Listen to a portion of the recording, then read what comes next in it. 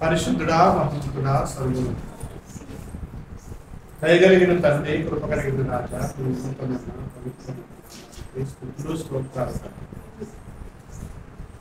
కృపాని శక్తి మీ ఆత్మను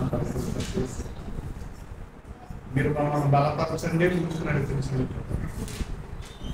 మీ శక్తి చేత మమ్మల్ని ఇవ్వమని ప్రార్థిస్తాం తండ్రి. మీ అపారమైన కృపాకంటే మమ్మల్ని కాల్చిన వరకు నిలబెట్టి దినాన చేరువచ్చిన బిడ్డలతోనూ నాతో కొన్ని విషయాలు మాట్లాడుకోవడానికి, చర్చించుకోవడానికి మీ ఆత్మ సహాయం అని మీరే మాట్లాడగలుగుతారు. మీ సహాయం తెచ్చి మీ మాటల వారికి నేర్పించే భాగ్యాన్ని తల్లి చేసి నడిపించండి. వారికి అర్థం చేసుకునే శక్తిని కూడా అభివృద్ధి చేయండి. క్రీస్తు వారి ఉన్నతమైన నామంలో ప్రార్థించగలుగుతున్నాను. మహాదేవుడు మన రక్షకుడైన యేసుక్రీస్తు వారి యొక్క పేరట చేరువచ్చిన మీ అందరికీ నా హృదయపూర్వకంగా తెలియజేసుకుంటున్నాను. అందరి వందనాలు. దేవుని యొక్క ప్రతి లేఖనాలను, ప్రతి మాటను మనం ధ్యానించవలసిన వాళ్ళు. దేవుని యొక్క వాక్యము ఎందుకు అని కనుక మనలను దేవుడుండే చోటుకు నడిపించడానికి,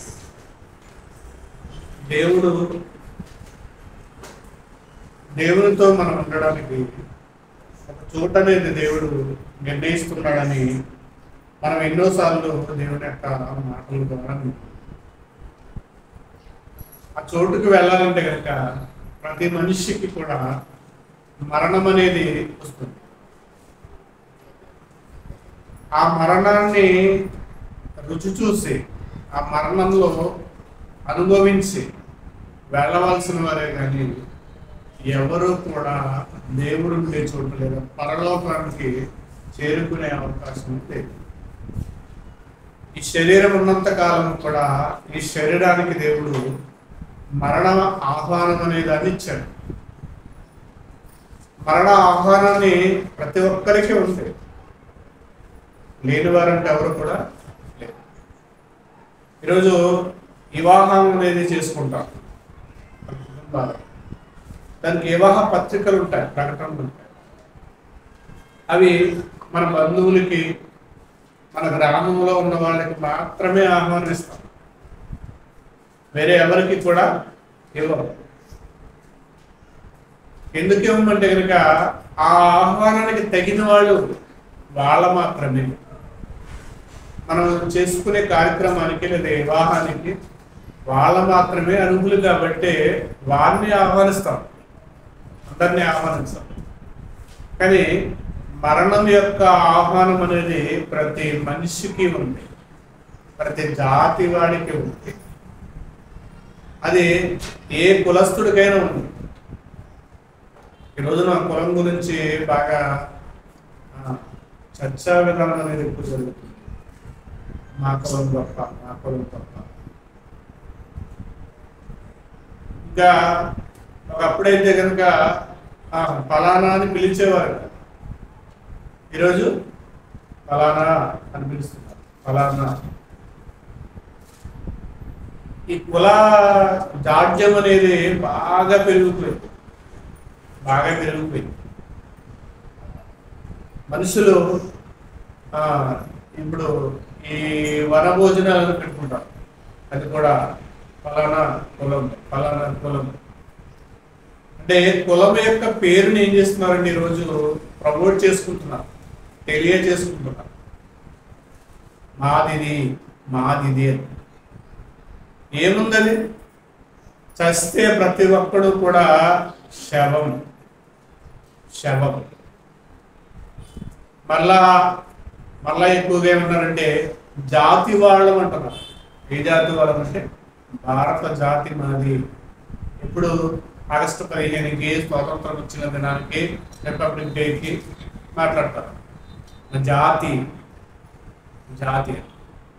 కానీ ఆ జాతిలో కులం కొరకు ఎన్ని దారుణాలు జరుగుతున్నాయంటే కనుక అన్ని దారుణాలు జరుగుతుంది.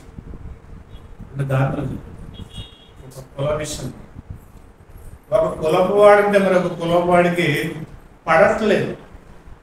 పడట్ల. మరొక కులాన్ని ఏం చేయట్లేదంటే ప్రేమించట్ల.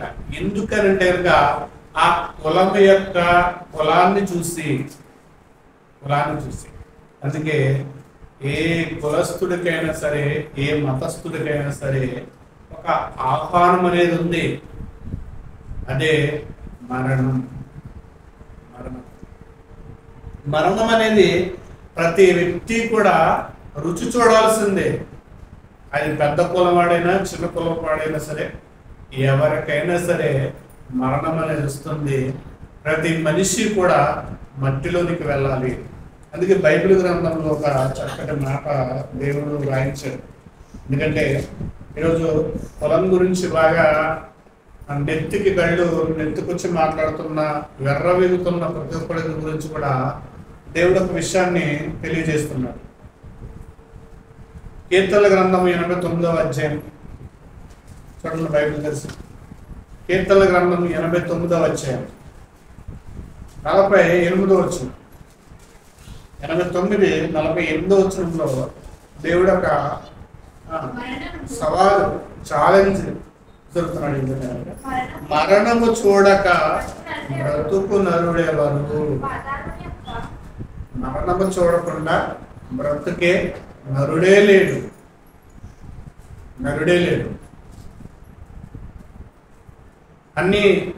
అన్ని జీవరాశుల్లో కల్లా మనిషి ఆయుషే తుచ్చమైనది, మనిషి ఆయుషే అల్పమైనది. అందుకే ఆవిరి వంటిది అంటాడు యాకోబు గారు, నీడ వంటిది అంటాడు దావీదు. తర్వాత ఎత్తలేని నీళ్ళు వంటిది అంటాడు ప్రసంగి. ఇలా ప్రతి ఒక్కరూ మాట్లాడుకుంటూ నీళ్లు బరువు యొక్క లేపలను నిలబెట్టలను ఎంత పైకి నిలబెట్టినది పడిపోతూనే ఉంటాయి.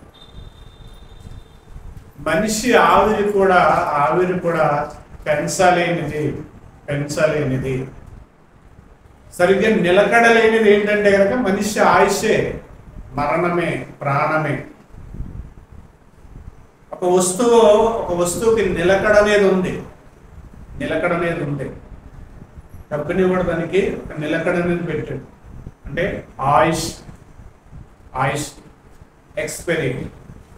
మొబైల్ ఉంది, సంవత్సరం వాడచ్చు. ఇక ఫోన్ ఉంది, పని చేసినంత కాలం వాడచ్చు. ఇంత గ్యారంటీ ఇవ్వచ్చు. కానీ మనిషి ఆయుష్గా మాత్రము నిలకడనేది లేదు. అందుకే అన్నాడు మరణము చూడక బ్రతుకు నరుడెవరు? మరణాన్ని చూడకుండా, మరణం యొక్క రుచి చూడకుండా ఏ మనిషి కూడా బ్రతకలేడు. అందుకే ఈరోజు భూమి మీదకి వచ్చిన తర్వాత ప్రతీది తింటున్నాడు మనిషి. అంటే యూట్యూబ్స్ వచ్చిన తర్వాత ప్రతి వంట, లేని అలవాటు వంటన్నీ కూడా ఏం చేస్తున్నారంటే మనిషి నేర్చుకుంటున్నాడు. శాఖలతో చపాతీ చేశారు. కొత్త రకాలన్నమాట. అంటే వాడికి మైండ్లో ఏది ఆలోచన వస్తే అది వంట చేసేస్తున్నారు. మైండ్లోకి ఏది వస్తే దాన్ని ఎలా చేసుకుని తింటే ఎలా ఉంటుంది, ఏది వస్తే ఆ ఆలోచన చేసేస్తున్నారు. ఇలా రకరకాల వంటలు అనేవి మనిషికి వస్తున్నాయి. మనిషి టేస్ట్ వస్తున్నాడు కానీ మరణం టేస్ట్ అనేది ప్రతి ఒక్కడికి ఉంది. చూస్తారు మరణం యొక్క టేస్ట్, ఆ రుచి. అదే ఆ రుచి చూస్తే ఆ చివరి దినమే ప్రతి ఒక్కరికి కూడా ఆ రుచి చూసే అవకాశం ఉంది. అయితే బైబిల్ గ్రంథంలో మరొక మాట మనం చూడగలిగితే కనుక హెబ్రీలకు రాసిన పత్రిక 2వ అధ్యాయము 9వ వచనంలో ఒక మాట రాయబడింది. హెబ్రీలకు రాసిన పత్రిక 2వ అధ్యాయం 9వ వచనంలో రాయబడిన మాటను చూస్తే దేవుని కృప వలన ఆయన ప్రతి మనిషిని కొరకును మరణము అనుభవించినట్లు దూతల కంటే కొంచెం తక్కువగా చేశాడు. ఇక్కడ దేవుని కృప వలనే ఆయన ప్రతి మనిషి కొరకు మరణము అనుభవించినట్టుగా, ప్రతి మనిషి కొరకు మరణం అనుభవించినట్టుగా దాంట్లో కింద ఇస్తానంటే రుచి చూసినట్టుగా అంటాడు. అనుభవం అంటే రుచి చూడటం. కింద పుట్టినట్లు ప్రతి మనిషికి కూడా మరణం యొక్క టేస్ట్, రుచి అనేది అనుభవించాల్సిందే, చూడాల్సిందే. ఆ మధ్యకాలంలో కరోనా టైంలో ఒక ఇద్దరు యవనస్తులు మరణం ఎలా ఉంటుందో చూడాలని ఏం చేశారంటే ఆత్మహత్య చేసుకున్నారు. మరణము చూడాలని, రాకుండానే. చాలా మంది చూస్తున్నారు. వాళ్ళ ప్రత్యేకంగా ఒక లెటర్ రాసి మరణం ఎలా ఉంటుందో, ఆ బాధ ఎలా ఉంటుందో చూడాలని లెటర్ రాసి మురిపేసుకున్నారు. చనిపోయారు. టేస్ట్ తెలిసింది కానీ ఎవరికి చెప్పే అవకాశం లేదు.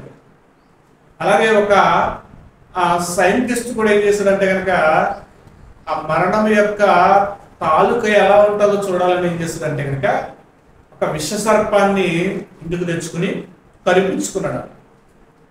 మరణం యొక్క చివరి దశ ఎలా ఉంటుందో చూడాలని కరిపించుకుని, అది కరిచిన మొదట ఎలా ఉంది బుక్ రాస్తూ ప్రారంభించాడు.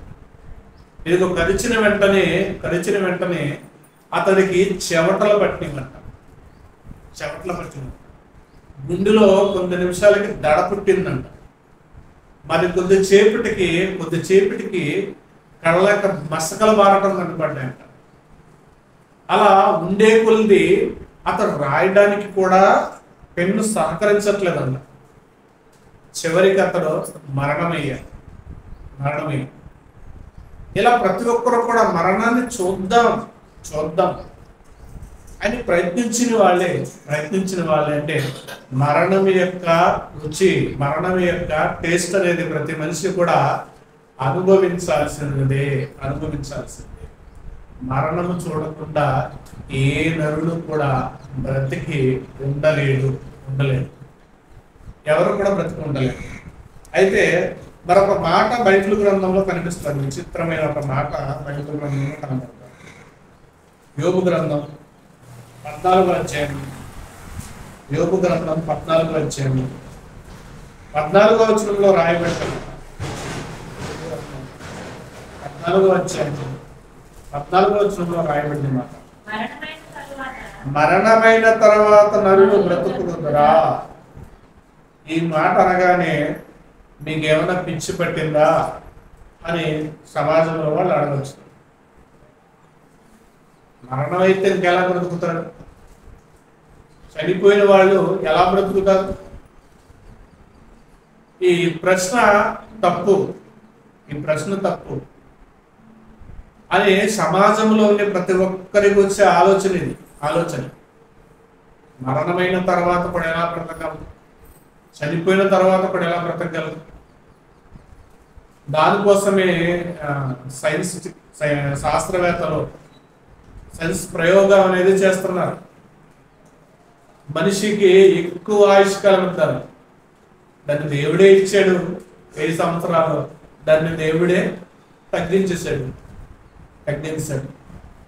ఆయుష్కాలం అనేది నరుని చేతుల్లో లేదు, దేవుని వశము అన్నాడు గొప్ప. నరుని ఆయుష్ దేవుని వశంలో. ఆయుష్కాలము మనిషి ఎంత పెంచాలన్నా గనా అది పెరగదు. దేవుడి చేతిలో ఉన్నప్పుడు దేవుడు దాన్ని స్టాప్ చేసిన తర్వాత ఎవరు దాన్ని చేయగలరు? దేవుడు ఏమైనా ఒక రూమ్ లో పెట్టాడు అనుకోండి, వెళ్ళి బద్దలు కొట్టి పెంచడానికి. ఆయన చేతిలో ఉంది. ఆయుష్ అనేది ఆయన చేతిలో ఉంది. ఆయుష్ ఆయన చేతిలో ఉన్నప్పుడు మరణాన్ని పెంచడం లేదా ఆయుష్ జీవితకాలాన్ని పెంచడం ఎవరి వల్ల కావట్లేదు. అయితే ఇక్కడ భక్తుడైన యోగు వేస్తున్న ఈ ప్రశ్న మరణమైన తర్వాత నరుడు బ్రతుకుదరా? అలాగుండిన ఎడల నాకు విడుదల కలుగు వరకును నా యుద్ధ దినములన్నీ నేను కనిపెట్టేందును. ఒక ప్రశ్న అయితే వేశాడు యోబు గారు. ఆ వేసిన ప్రశ్నకి సమాధానం యోబు గారి దగ్గర లేదు. యోబు గారి దగ్గర లేదు. కానీ ఆ సమాధానం అనేది ఒక ఆయన దగ్గర ఉంది. యోబు గారి దగ్గర లేకపోయినా మరొక ఆయన దగ్గర ఉంది. అదే మనం చూడగలిగితే కనుక యోహాను సువార్త 11వ అధ్యాయము 25వ వచనం. 11:25. అందుకు యేసు పునరుత్థానము జీవము నేనే, నా యందు విశ్వాసముంచువాడు చనిపోయినను బ్రతుకు. నేను ఈ విషయంలో చాలా అభ్యంతరపడేవాడు. ఎప్పుడంటే బైబిల్ కొత్తగా చదువుతున్న తొలి దినాలలో ఈ విషయం ఎక్కువగా నన్ను ఏం చేసేదంటే అభ్యంతరాన్ని గురించేసి. మరి దేవుని నమ్ముకున్న వాళ్ళు చాలా మంది కూడా చనిపోతున్నారు కదా, ఎందుకు బ్రతకట్లా? మరి ఆయన ఎందున్న వాళ్ళే కదా, యేసుక్రీస్తు అని నమ్ముకున్న వాళ్ళందరూ కూడా ఆయన ఎందున్న వాళ్ళే కదా. మరి ఆయన ఎందున్న వాళ్ళు ఎందుకు చనిపోతున్నారు, మళ్ళా ఎందుకు బ్రతకట్లా ప్రార్థన చేసినప్పుడు అనే ఆలోచన నాకు వచ్చేటప్పుడు ఎందుకు బతకట్లేదు. తర్వాత అర్థమైంది ఏంటంటే ఎందుకు బతకాలి, చనిపోయిన వాళ్ళు ఎందుకు బ్రతకాలి, మరి మరణమైన తర్వాత బ్రతుకుదరా అని యోబు గారు అన్నట్లుగా మరణమైన తర్వాత కూడా బ్రతుకుందా అని అనిపించింది. మరణమైన తర్వాత కూడా బ్రతుకుందన్న సంగతి ఈరోజు లోకానికి తెలియట్లేదు. మరణమైన తర్వాత కూడా బ్రతుకుందన్న సంగతి తెలియట్లేదు. మరణమే ఉంది, ఏమీ లేదు అనుకున్నా. మరణం తర్వాత ఇంకా తీసుకువెళ్ళి ఆ బాడీని బంధువులతోనూ ఆ కుటుంబ సభ్యులతోనూ సాగనంపి ఆ శ్మశానంలో కూర్చి లేదా కాల్చి వచ్చి కొన్ని దినాలకు ఆ కార్యక్రమాలన్నీ కూడా ముగించుకుంటే అక్కడతో అయిపోయిందని మాత్రమే లోకానికి తెలుసు. ఇంకా సంవత్సరం ఏవో జ్ఞాపకం చేసుకుని ఏదో చేస్తే చాలు జీవం వస్తుంది లేదా స్వర్గం వస్తుంది అనే భ్రమలో మాత్రమే ఉంటాం. చనిపోయిన తర్వాత కూడా మరలా బ్రతుకుంది. అయితే యేసుక్రీస్తు వారు ఇక్కడ మాట్లాడుతున్న మాటను అర్థం కావాలంటే కనుక మరలా ఇదే యోహాను సువార్త 8వ అధ్యాయం 51వ వచనం కూడా చూద్దాం. యోహాను సువార్త 8వ అధ్యాయం 51వ వచనాన్ని కూడా చూద్దాం. 51వ వచనం. ఒకడు నా మాటలు గైకొని ఎడల వాడెన్నడు మరణము పొందడని మీతో నిశ్చయముగా చెప్పుచున్నాను.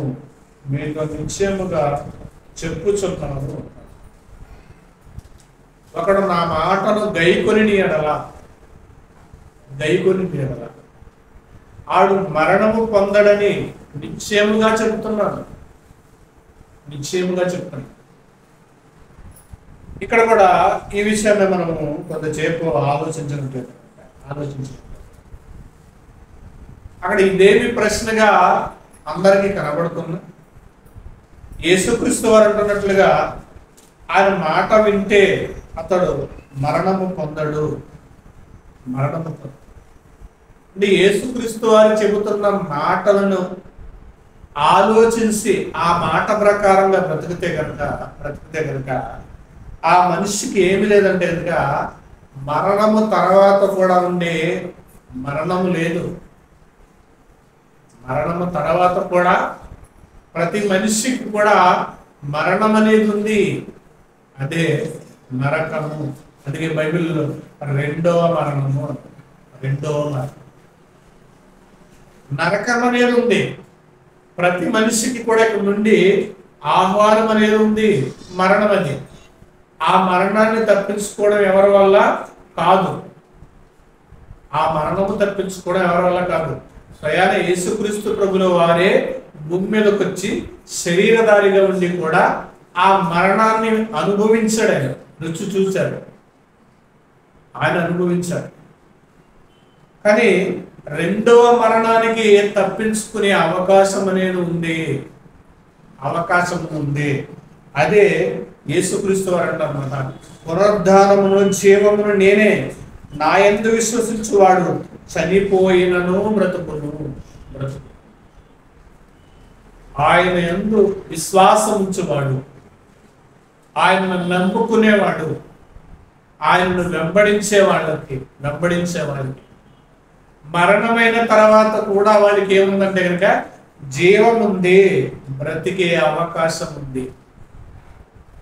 అందుకే యేసుక్రీస్తు వారి భూమి మీదకి రావడానికి గల కారణం ఏంటంటే మరణించిన మనిషికి జీవాన్ని ఇవ్వడానికి, బ్రతికించడానికి. శరీరంతో కాదు సుమా, శరీరంతో కాదు సుమా. అంటే చర్చ్కి వెళ్ళే వాళ్ళందరూ కూడా చనిపోకుండా బ్రతికి ఉండడానికి కాదు, చనిపోయిన తర్వాత కూడా బ్రతికి ఉండడానికి, చనిపోయిన తర్వాత కూడా జీవించి ఉండడానికి, చనిపోయిన తర్వాత కూడా జీవించడానికంటే అందుకే జీవితం ఉంది అన్నాడు. ప్రతి మనిషికి కూడా ఏముందంటే కనుక మరొక జీవితం ఉంది. అందుకే యేసుక్రీస్తు ప్రభుల వారు కూడా ఎందుకు వచ్చారంటే కనుక మన ఆత్మను జీవింప చేయడానికి, మన ఆత్మకు జీవాన్ని ఇవ్వడానికి. పాపం వల్ల ప్రతి మనిషికి కూడా మరణం వచ్చింది. ఆ మరణం హేతువు చేసుకుని ప్రతి మనిషిని కూడా పాతాళానికి తీసుకుని వెళ్ళిపోతుంది. అందుకే యెషయా గ్రంథంలో కూడా ఒక మాట చదువుతున్నమాట. యెషయా గ్రంథంలో పాతాళము ఎలాంటిదో చెబుతూ యెషయా గ్రంథము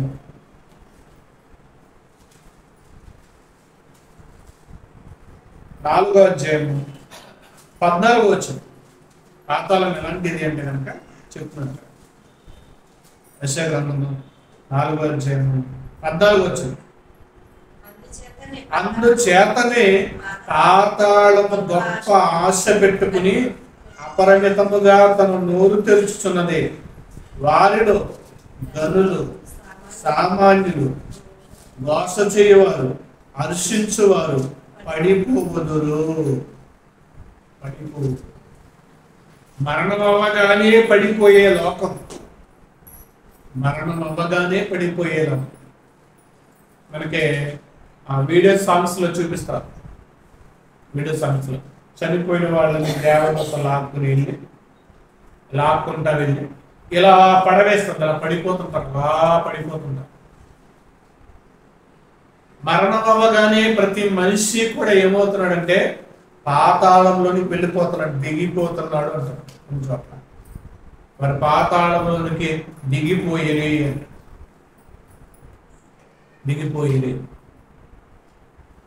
మోషే మీద తిరుగుబాటు చేసిన వాళ్ళు భూమి నోరు తెరవగానే పాతాళంలో వాళ్ళు ఏం చేస్తారంటే ఇంకా దిగిపోతారు.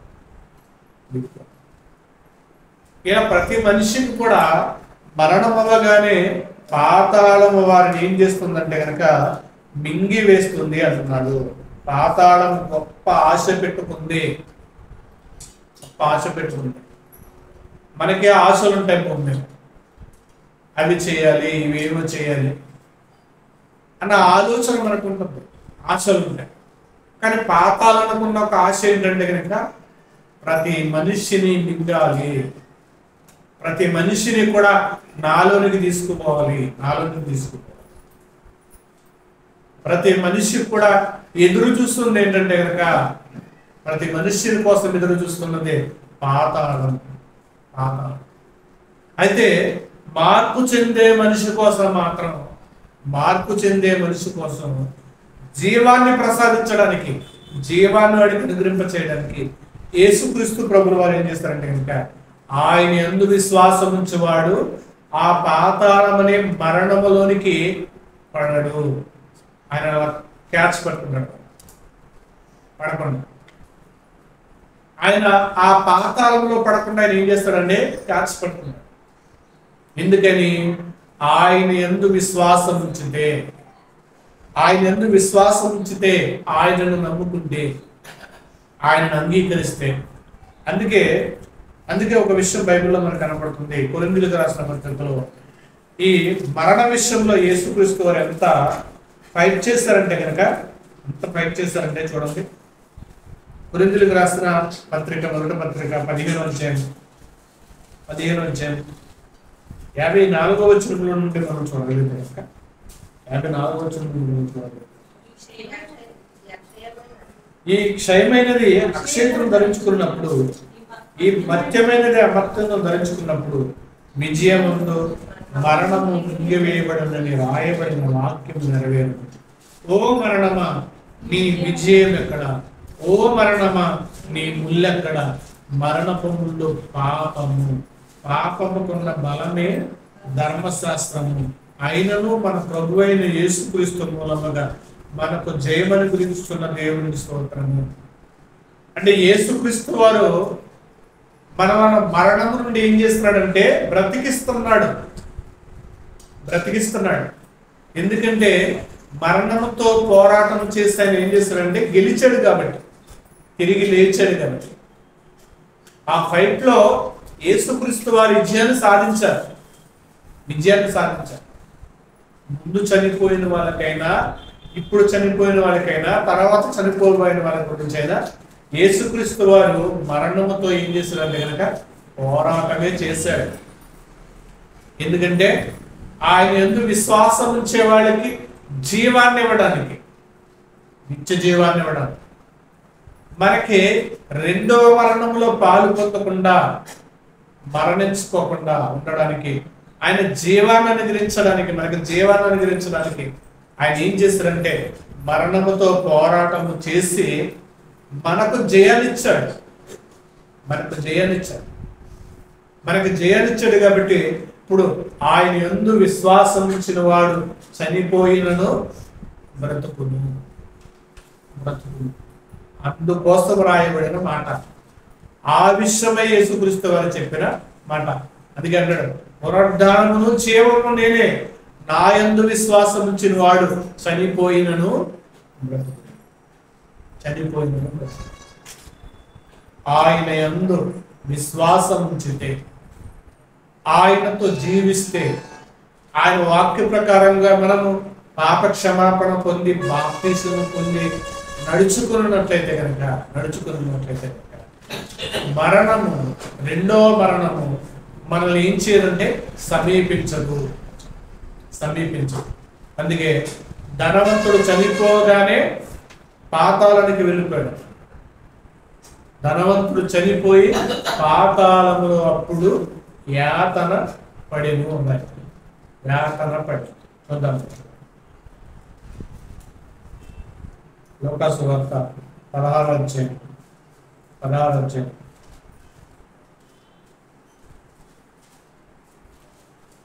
22వ వచనం. లూకాసు వార్త 16వ అధ్యాయం 22వ వచనం.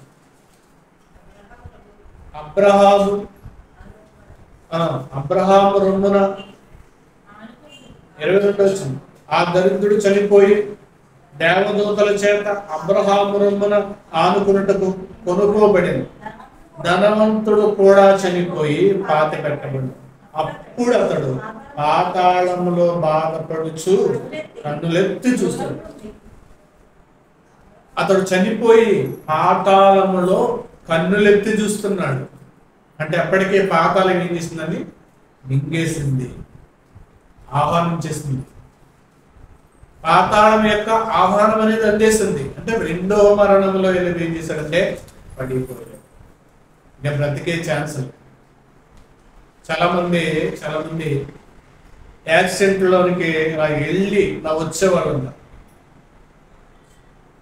కొన్ని జస్ట్ ఒక సెకండ్లో తప్పించుకునే వాళ్ళు ఉంటారు. త్రుటిలో తప్పిన పెను ప్రమాదం రాస్తారు పేపర్లో. అలా త్రుటిలో తప్పిన వాళ్ళు చాలా మంది ఉంటారు. త్రుటిలో తప్పిన వాళ్ళు. అలా త్రుటిలో తప్పిన వాళ్ళందరూ కూడా చాలా ఆశ్చర్యపోతుంటారు. కానీ పాతాళము వెళితే కనుక త్రుటిలో తప్పించుకునే అవకాశం, ఒక్క క్షణములోనే పాతాళములకు దిగిపోదు. అంటే పాతాళం అనేది చాలా భయంకరమైనది. మరణ వేదన. చాలా మంది మంచం మీద ఉంటారు. వృద్ధాప్యం వచ్చిన తర్వాత లేదా ఏదైనా ఒక వ్యాధి బారిన పడిన వాళ్ళు మంచం మీద పడుతుంటారు. వాళ్ళని చూస్తుంటే కనుక చాలా బాధ వేస్తుంది. మన మనసు అంతా అదో రకమైపోతుంటారు. చాలా బాధ అనుభవించినప్పుడు చాలా మంది ఉంటారు, నరక బాధ అనుభవించాడు, నరక బాధ అనుభవించింది, మరి చనిపోయింది అనుకుంటా. కానీ దానికంటే భయంకరమైన బాధ ఏదంటే కనుక రెండో మరణం. తప్పించుకునే ఛాన్స్ లేదు, బాధకి చాయిస్ లేదు. బాధకి చాయిస్ అవకాశం లేదు. బాధకి కొంత ఉపశమనము కూడా కలగదు. కొంచెం ఫ్యాక్టరీలో చేసే వాళ్ళకి కొంచెం టైం పీరియడ్ ఉంటుంది. టీ తాగడానికో, వాష్రూమ్కి వెళ్ళడానికో, భోజనానికి వెళ్ళడానికో, ఆఫీసులో చేసే వాళ్ళకి కూడా కొంచెం గ్యాప్ ఉంటుంది. ఏదైనా పనికి వెళ్ళినా కదా గ్యాప్ అనేది వస్తుంటుంది. కొంచెం విశ్రాంతి తీసుకోవడానికి, కూర్చోవడానికి. పాతాళం వెళ్ళిన వాడు ఓటీ మీద ఓటీ చేయడమే. రెస్ట్ అనేది ఉండదు. అక్కడ బాధ తప్ప మరొకటి అనేది ఉండదు. మరొక నెంబర్, మరొక సంఖ్య, మరొక పదం ఉండదు. బాధ తప్ప. పాతాళం అనేది ఏంటంటే బాధ. అదే రెండవ మరణం అంటే బాధపడటమే. బాధపడేదే రెండవ మరణం. ఇక్కడ ఒక మనిషికి వ్యాధి వస్తే కొన్ని నెలలు లేదా కొన్ని సంవత్సరాలు బాధపడతాడు. తర్వాత అయినా ఆ బాధ నుంచి ఆయనకి విముక్తి కలుగుతాడు. ఇంకా పంచరం బాబాయ్ గారు ఆ కాలి దెబ్బ తగిలినప్పుడు చాలా బాధపడ్డాడు. ఆయన కొన్ని నెలలు పడ్డాడు బాధ. కానీ ఇప్పుడు ఆ పుండు తగ్గింది, ఆ గాయం తగ్గింది. ఇప్పుడు ఆయనకి కొంచెం ఉపశమనం అనేది కలిగింది, నెమ్మది అనేది వచ్చింది. ఇప్పుడు నడిచి ఇంటి నుంచి చర్చికి రావడానికి కూడా అవకాశం ఉంది. కానీ పాతాళంలో అలాంటి చాయిస్ ఉండడానికి లేదు. ఇంతకాలం బాధపడిన తర్వాత అయినా ఇంకా తర్వాత అయినా ఉంటుందిలే అని ఎదురు చూడడానికి కూడా లేదు అక్కడ. కొంతకాలం తర్వాత అయినా మనకి ఎడుదల ఉంటుంది, కొంతకాలమైన తర్వాత మనకి ఉపశమనం కలుగుతుందిలే అనే టైం లేదు. ఇక్కడ ఏదన్నా బాధ వస్తే కొన్ని రోజులకైనా తగ్గుతుందిలే గాయం, కొన్ని రోజులకైనా బాధ మర్చిపోవచ్చులే, కొన్ని రోజుల తర్వాత అయినా మనకి మన జీవితాలు బాగుంటాయిలే, కొన్ని రోజులైన తర్వాత మన పరిస్థితులు మారతాయిలే అనుకునే చాయిస్ భూమి మీద మాత్రమే ఉంది. భూమి మీద మనిషికి మాత్రమే ఉంది. నిత్యము బాధ అనుభవించేది మాత్రం పాతాళంలో. అది రెండవ మరణం. ఆ రెండవ మరణము తప్పించడానికి యేసుక్రీస్తు వారు చాలా ఫైట్ చేయవలసి వచ్చింది. మరణం ఎంత బాధ అనుభవించాడు సిలువలో. ఎన్ని కొరడా దెబ్బలు అనుభవించాడు. దేనికంటే మనలను ఆ మరణం రెండవ మరణం నుండి తప్పించడానికి. ఇంకా యేసుక్రీస్తు వారిని ఏం ఆశిస్తున్నారంటే కనుక ఇంకా ఆయన మన బాధలు పోగొట్టాలి, ఇంకా మన ఇబ్బందులు తీర్చాలి, ఇంకా మన రోగాలు తీర్చాలి. మన గురించి ఆయన పెట్టుకున్న గోల్ ఏంటంటే, మన కోసం ఆయన పెట్టుకున్న ఆ గోల్ ఏంటంటే మనలను రెండో మరణములోని పడకుండా తప్పించడానికి యేసుక్రీస్తు వారు సిలువ అనుభవించాల్సి వచ్చింది. సిలువకు ముందు అవమానము తర్వాత కొరడాదలు, పిడుగుద్దులు, మువ్వేతలు, ముళ్ళ కిరీటం, అవన్నీ అనుభవించడానికి గల కారణం ఏంటంటే మనకు రెండో మరణాన్ని తప్పించడానికి. అందుకే ఆ సిలువ బాధనే ఆయన నా యందు విశ్వాసం ఉంచేవాడు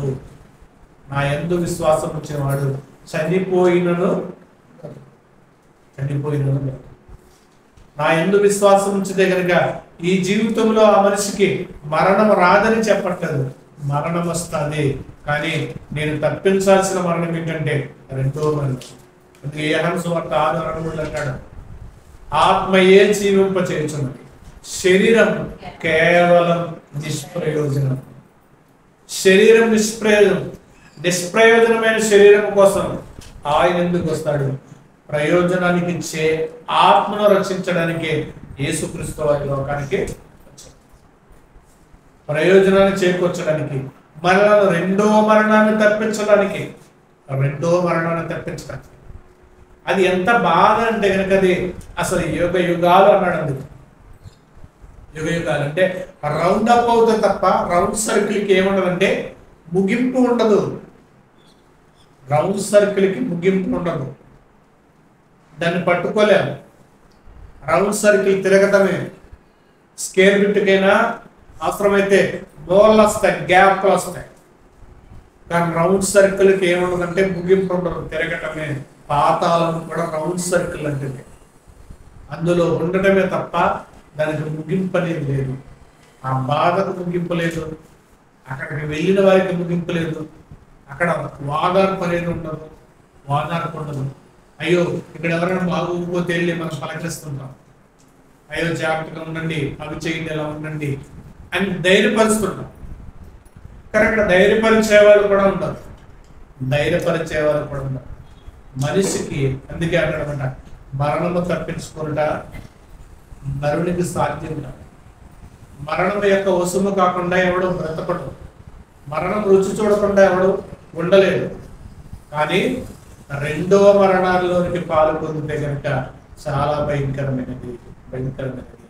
దాన్ని తప్పించడానికి ఆయన ఏం చేశాడంటే ఇంకా ఆయన కొరింథీయులకు రాసిన 15 ఓ మరణమా నీ విజయం ఎక్కడ, ఓ మరణమా నీ ముళ్ళు ఎక్కడ? మరణపు ముళ్ళు పాపముకున్న బలము ధర్మశాస్త్రమే. అయినను మన ప్రభు అయిన యేసుక్రీస్తు మూలముగా మనకు ఆయన మూలముగా ఆయన జయమును గురించుతున్న దేవునికి స్తోత్రము కలుగుతుందాక. ఆయన మనకి జయాన్నిచ్చేవాడు. దేని మన మీద? పాపము నుండి మనకి జయాన్నిస్తాడు. రెండో మరణం నుండి మనకి ఏమిస్తున్నాడంటే ఆయన జయమిస్తాడు. కాబట్టి ఆయన్ను మనం ఎందుకు నమ్ముకోవాలంటే కనుక ఆయన యందు నిత్య జీవం ఉంది. ఆయనే పునరుద్ధానం, ఆయనే జీవం. ఆయనే మనలను మరణం నుండి తప్పించగలవాడు. రెండవ మరణం నుండి ఆయనే మనలను తప్పించగలవాడు. నా యందు విశ్వాసం ఉంచేవాడు చనిపోయినను ఆయన యందు విశ్వాసం ఉంచేవాడు ఎలాంటి పరిస్థితుల్లో చనిపోయినా ఆయన తిరిగి లేస్తాడు, బ్రతుకుతాడు. అదే క్రైస్తవుల యొక్క నిరీక్షణ. యేసుక్రీస్తు నమ్ముకున్న వాళ్ళ యొక్క విశ్వాసం ఎందుకోసం మనం అంటే కనుక మరణించి మనం పాతాళం వెళ్ళడం కాదు, మరణించి తిరిగి లేచిన ఆయనతో ఉండడం. మరణించి తిరిగి లేచిన ఆయనతో మనం యుగాలు జీవించడానికి. ధనవంతుడు మరణించి వెంటనే పాతాళంలో వెళ్తాడు. కానీ లాజరు మరణించి నెమ్మది పొందేలా పనికి వెళ్ళాడు. 2 మరణాలు ఉన్నాయి మనిషికి. ఒకటి శరీరం నుండి వచ్చే మరణం, రెండోది మన యొక్క ఆత్మకు వచ్చే మరణం. ఆ మరణం తప్పించడానికి తప్పించే శక్తి గలవారు ఎవరంటే కనుక ప్రభువైన యేసుక్రీస్తు వారు. రెండవ మరణమును తప్పించే శక్తి గలవాడు యేసుక్రీస్తు ప్రభువుల వారు ఒక్కరు మాత్రమే. ఎవరో కూడా మరణాన్ని తప్పించలేదు. ఏం చేసినా ఎలాంటి కార్యక్రమాలు చేసినా కదా మరణమును, రెండో మరణము తప్పించే అవకాశం లేదు. కాబట్టి ఆ మరణము తప్పించిన యేసుక్రీస్తు వారి యందు విశ్వాసం నుంచి ఈ స్వల్ప జీవితంలో యేసుక్రీస్తు వారి కొరకు మనము జీవించే ప్రయత్నం చేయాలి. యేసుక్రీస్తు వారి కొరకు మనము బ్రతకాలి. ఆయన చెప్పే మాటలను బట్టి జీవించాలి. ఆయన చెబుతున్న మాటల్లో మనం ఉండాలి. దేవుని సంఘానికి మనం వస్తూ ఆయన చెబుతున్న అడుగుజాడల్లో మనం జీవించాలి. మన యొక్క జీవితం ప్రతిదినం కూడా ఆయనకు విన్నవించుకోవాలి. ఆయనకు మనం ప్రార్థన చేయాలి. ఆయనతో మనం మాట్లాడాలి. ఆయనతో మనం జీవించాలి. అలా జీవించినప్పుడు రెండో మరణం మనం ఏదేం చేయాలంటే ప్రభుత్వం రెండో మరణంలో మనం పాలు పంచుకోవాలి. కాబట్టి యేసుక్రీస్తు ప్రభువుల వారి యొక్క ప్రతి మనిషికి కూడా మరణం యొక్క ఆహ్వానం ఉంటుంది. ఆ ఆహ్వానాన్ని మనము ప్రతి మనిషి మరణిస్తాం. మరణించక ముందే ఆ ఆహ్వానాన్ని పత్రికను యేసుక్రీస్తు వారికి అందజేస్తే కనుక రెండవ మరణాన్ని మనము దాటగలం. రెండవ మరణము దాటేవారిగా ఉండాలని కోరుకుంటూ నా మాటలు ముగిస్తున్నాను. ప్రార్థన చేస్తున్నాను. పరిశుద్ధుడా, మమ్మల్ని మా జీవితంలో వస్తున్న ప్రతి శోధనలో, బాధల్లో నాయన మేము మీ యందు విశ్వాసం ఉంచేవారిగా ఉంటే చనిపోయినా మేము బ్రతకగలం. చనిపోయిన తర్వాత బ్రతకాల్సినదే మన జీవితం. అదే గొప్పది. ఈ భూమి మీద చనిపోయేంత వరకు ఉండేదంతా కూడా నిష్ప్రయోజనమైనది. ఏమి తిన్నా, ఏమి తాగినా, ఏమి సంపాదించుకున్నా, ఏమి ధరించుకున్నా అంతా నిష్ప్రయోజనమైనది. చనిపోయిన తర్వాత వెళ్ళాల్సిన చోటేనైనా ఉండే లోకమే ప్రయోజనమైనది, బహు అందమైనది, బహు భాగ్యమైనది. ఆ భాగ్యాన్ని ప్రతి మనిషి పొందుకుని, ఆ భాగ్యాన్ని ప్రతి మనిషి సంపాదించుకునే భాగ్యాన్ని ప్రభుత్వం దయచేయను. బిడ్డలుగా మమ్మల్ని బలపరచమని శక్తిని క్రీస్తు వారి మహోన్నతమైన నామములో ప్రార్థించి వేడుకుంటున్నాను.